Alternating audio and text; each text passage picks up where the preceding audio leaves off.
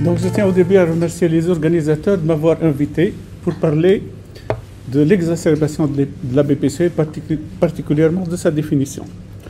En fait, comme vous le savez, l'une des caractéristiques fondamentales de la BPCO est la perte de la fonction respiratoire. D'ailleurs, la courbe de Fletcher et Peto l'a bien démontré chez les fumeurs sensibles au tabac. Mais cette courbe-là mérite d'être améliorée en y intégrant les exacerbations. Les exacerbations étant une notion fondamentale, une caractéristique fondamentale de l'évolution naturelle de la BPCO. Effectivement, suite à l'exposition, le plus souvent donc, suite à l'exposition à des agents infectieux ou à la pollution, une majoration de l'inflammation des voies aériennes associée ou non à une inflammation systémique entraîne une aggravation de la perte de la fonction respiratoire, mais c'est une aggravation relativement limitée dans le temps qui entraîne une majoration de la gêne, particulièrement de la dyspnée, pouvant être tellement sévère qu'elle entraîne une insuffisance respiratoire aiguë, voire le décès. Le taux de décès est particulièrement élevé suite à une exacerbation au cours des 30 jours qui suivent. On estime qu'on a une mortalité à 3 mois d'environ 6%. Mais aussi, même à long terme, comme ça a été rapporté dans cette étude de Suiza sur plusieurs années, vous voyez que c'est une mortalité qui ressemble pratiquement à certains cancers. L'étude Eclipse a bien montré qu'il y a un phénotype d'exacerbateur fréquent qui malheureusement souffre énormément et rapporte plusieurs exacerbations par an, ce qui retentit sur leur état. Et effectivement, ce sous-groupe d'exacerbateurs fréquents est particulièrement rencontré en cas de présence de certains facteurs de risque, à savoir l'existence d'exacerbations antérieures, ce qui augmente certes le risque d'exacerbation, mais aussi le risque de décès et réduit l'intervalle séparant les exacerbations. Deuxièmement, ce sont les malades qui présentent l'atteinte respiratoire la plus sévère qui présentent le plus d'exacerbations. Ce sont là les principaux facteurs de risque majorant ce risque d'exacerbation. Sur le plan clinique, en fait, la fonction respiratoire chez le malade bronchopathe chronique varie d'un jour à l'autre, mais ce sont des variations qui sont limitées dans un intervalle. Et la survenue d'une aggravation avec une réduction du débit expiratoire plus importante que les variations habituelles se traduit par une aggravation des symptômes et donc définit l'exacerbation. Mais vous voyez que cette variation est variable.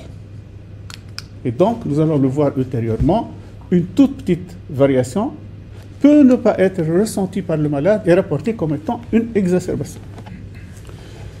Généralement, ces exacerbations durent quelques jours pour disparaître, mais dans certains cas, ça peut durer plusieurs semaines.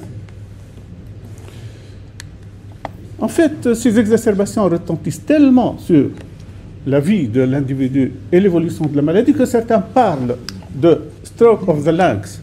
Stroke of the lungs pour parler d'eux. Cette baisse de la fonction respiratoire sur une période courte. Deuxièmement, sur le déclenchement d'une cascade catastrophique avec accélération de la perte de la fonction respiratoire, plus de symptômes, limitation de la capacité à l'exercice, plus d'hospitalisation et altération de la qualité de vie et majoration du décès. Les exacerbateurs fréquents, malheureusement, la décompensation de plusieurs tares, particulièrement cardiovasculaires, dans la période qui suit l'exacerbation et le recours au système de soins. J'arrive maintenant à la définition de l'exacerbation pour dire que, bien que l'INEC a rapporté, en parlant de l'emphysème, donc actuellement dénommé BPCO, il y a plus que 200 ans, rapporté le fait que c'est une maladie qui se caractérise par une dyspnée persistante ponctuée d'épisodes aigus d'aggravation, pouvant conduire à la suffocation. La littérature mondiale ne s'est réellement intéressée à cette pathologie qu'il y a quelques décades. Et du coup, nous n'avons que, comme 1987, la première description et définition de l'exacerbation par Anthony Sen. Et puis, en 2020, Rodriguez-Roisin, et nous allons discuter ça ultérieurement, pas mal d'autres définitions ont été proposées, mais globalement, on peut retenir les deux suivantes. Anthony Sen et les experts rapportés par Rodriguez-Roisin. Pour dire que Anthony Sen a proposé, dans le cadre d'une étude voulant valider l'efficacité de l'antibiothérapie au cours des exacerbations, et il a parlé de 3 symptômes majeurs et 5 mineurs. Les majeurs classiques, aggravation de la dyspnée, volume d'expectoration et purulence. Et du coup, il a défini 3 types, avec type 1, les 3 majeurs, type 2, 2 majeurs, type 3, 1 majeur et au moins 1 mineur. Cette définition a été insuffisante parce qu'elle n'émanait pas d'une base de données de série de cas. Deuxièmement, elle se basait essentiellement sur les symptômes et donc elle était simple et insuffisante. Et du coup, donc après pratiquement 13 ans après cette définition, un groupe d'experts a rapporté une définition consensuelle, donc rapportée par Rodriguez-Roisin, où l'exacerbation a été soi-disant mieux définie en parlant d'événements aigus, avec aggravation durable des symptômes au-delà de leur variation quotidienne habituelle, avec modification du traitement.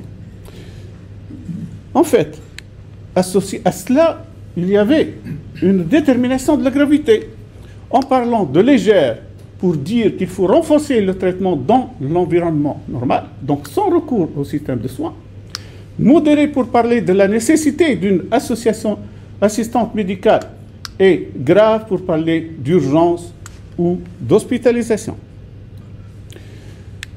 Mais en fait, cette définition a permis de compter les exacerbations, d'aider la réalisation d'essais cliniques, mais elle comportait des insuffisances. Et effectivement, comme je vous ai dit, ce sont là les 2 principales définitions, et d'ailleurs les autres définitions rapportées, qui sont nombreuses, entrent dans le sillage essentiellement de la définition consensuelle rapportée par Rodriguez-Roisin. À la quête d'une définition idéale, donc, il fallait passer par, premièrement, la critique de la définition la plus utilisée et celle qui en découlait, donc, essentiellement Rodriguez-Roisin. Deuxièmement, essayer de proposer des alternatives.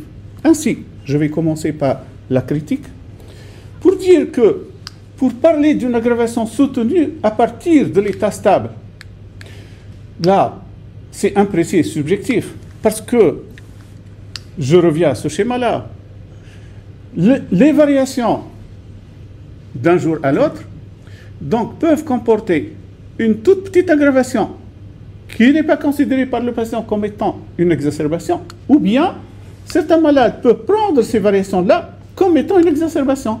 Donc c'est subjectif et c'est problématique pour le comptage.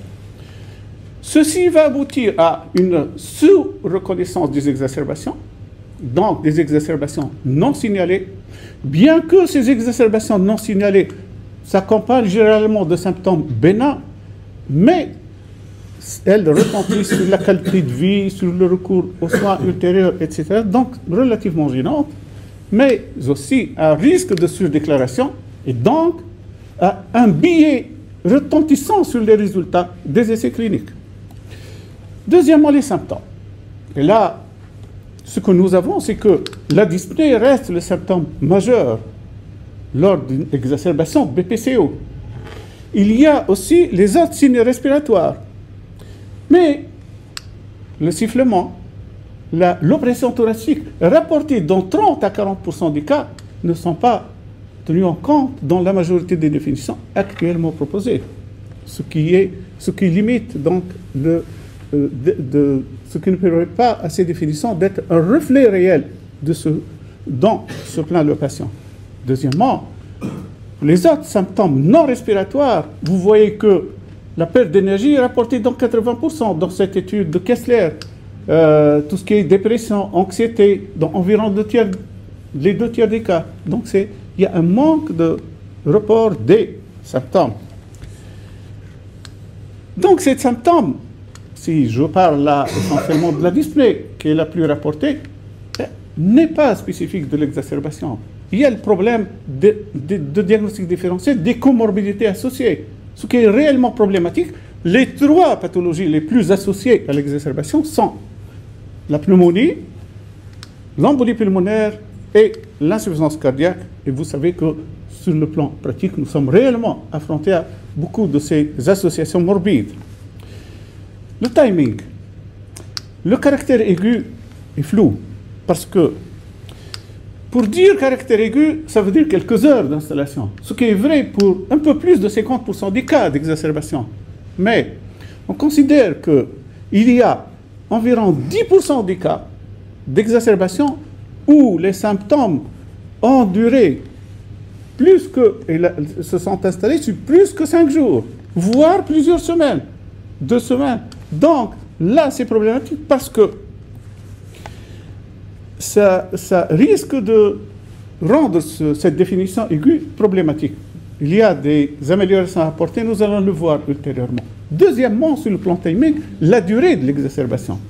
Certes, la majorité des exacerbations disparaît, donc s'améliore considérablement au bout d'une dizaine de jours. Mais vous voyez que là, que beaucoup de cas demandent des semaines pour s'améliorer. Et ceci pose le problème du moment de la consultation. Et donc l'appréciation de la gravité. Deuxièmement, ça pose un autre problème. C'est, est-ce un échec du traitement? Est-ce la même exacerbation qui se prolonge, ou bien une nouvelle qui se greffe, ou bien c'est une récidive? J'arrive à la gravité pour dire que la définition de la gravité est floue. Sur le plan pratique, c'est difficile à appliquer. Et du coup, lors de la réalisation des essais cliniques, on a traduit cette légère, modérée, grave par le fait que légère, pour parler de l'usage de bronchodilatateurs à courte durée d'action seulement, modérée pour parler de l'ajout de corticoïdes et ou d'antibiotiques, et grave pour dire consultation aux urgences ou hospitalisation. Mais certains essais cliniques ont rapporté une autre catégorie pour parler de très grave, donc soins intensifs ou bien la mort. Deuxièmement, pour détailler légère, on parle là de légère pour parler de bronchodilatateurs à courte durée d'action le plus souvent. Mais dans certaines études, on ne se fie que qu'au report de symptômes par le patient. Donc c'est un biais.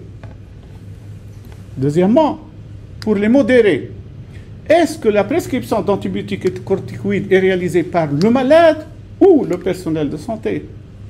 Deuxièmement, l'usage d'un plan d'action écrit stipule l'approvisionnement en antibiotiques et en corticoïdes et du coup, ça peut entraîner une sous-déclaration.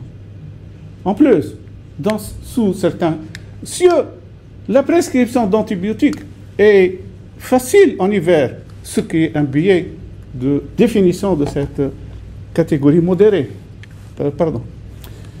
Grave.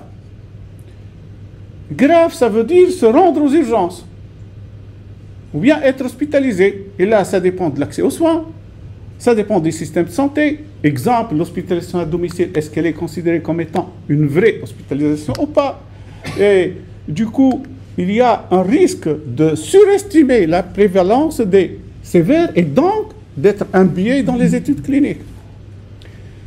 Cinquièmement, pour parler de changement de traitement, est-ce le traitement se basant sur les meilleures pratiques ou bien tout simplement de simples bronchodilatateurs largement prescrits dans particulièrement les pays où il y a un problème de couverture sanitaire? Deuxièmement, donc se pose même l'accès aux médicaments et en plus pour le traitement et le changement de traitement, il y a le problème de certains patients qui sont exposés à des agents nocifs autres que le tabac, et donc ces agents peuvent retentir sur les symptômes et sur l'efficacité des médicaments et leur usage. Pour les biomarqueurs, malheureusement, nous n'avons pas de biomarqueurs fiables, bien que plusieurs ont été étudiés, mais les plus étudiés sont CRP, fibrinogène, éosinophile neutrophile et EL6. En fait, là, on arrive à la proposition de nouvelles définitions pour pallier à ces insuffisances. Et effectivement, je vais parler de deux propositions. Premièrement, la proposition de Rome, donc un groupe d'experts rapporté par Celli en 2021, et où ils définissent l'exacerbation comme étant, chez un patient PPCO, une aggravation de la dyspnée et ou de la toux et ou de l'expectoration durant une période inférieure à 14 jours et qui peut s'accompagner par la tachypnée ou la tachycardie et qui est souvent associée à une augmentation de l'inflammation locale ou systémique et qui est causée par une infection, la pollution ou d'autres agressions des voies respiratoires. Évidemment, ça nécessite l'évaluation de la prise en charge, mais cette proposition propose aussi une graduation de la sévérité. Pour cela, ces experts ont retenu 21 items et ils n'ont retenu in fine que 6. 5 principaux, à savoir la dyspnée, qui reste le symptôme majeur. Mais pour la rendre objective, ils ont préconisé l'usage de l'échelle visuelle analogique pour dire que lorsqu'on a une valeur supérieure à 5, c'est une dyspnée sévère, ce qui est très important pour rendre plus objectif notre approche. Se pose toujours le problème du diagnostic différentiel. Deuxièmement, pour le rythme respiratoire et le rythme cardiaque, les experts ont retenu que la limite de 24-95 permettait de différencier les formes légères des modérées. La CRP, ils ont retenu une valeur supérieure à 10, bien que dans certains cas rapportés dans pas mal d'études, on a des exacerbations même avec une CRP à 8. Mais de toute façon, ils ont intégré ça pour dire que l'un des éléments physiopathologiques ont été intégrés dans l'évaluation de la gravité. Les gaz du sang, hypercapnie, acidose, n'est à utiliser que dans les formes graves. Et du coup, à partir de là, ils recommandent les exacerbations légères, aucun signe parmi les 5, modérées 3 sur 5 et sévères, les gaz du sang qui montrent l'hypercapnie ou l'acidose respiratoire. J'arrive maintenant à la deuxième.